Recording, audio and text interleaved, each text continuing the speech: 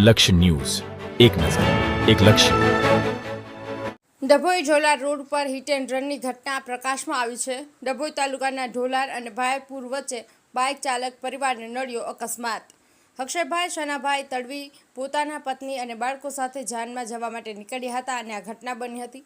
કોઈ અજાણ્યા વાહન ચાલકે બાઇક ચાલકને ટક્કર મારતા એકનું મોત તો 2 બાળકો સહિત પત્નીને ઈજાઓ.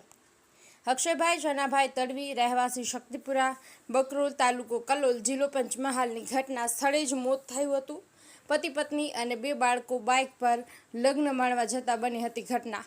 બનાવમાં પતિ અક્ષયભાઈનું મોત, પત્ની અને 2 બાળકોને ઈજા થતા સારવાર માટે હોસ્પિટલ ખસેડવામાં આવ્યા હતા. પોલીસે મૃતદેહનો કબજો મેળવી પીએમ અર્થે કાર્યવાહી હાથ ધરી હતી. અજાણ્યો વાહન ચાલક અકસ્માત સર્જી ઘટના સ્થળ પરથી ભાગી ગયો હતો.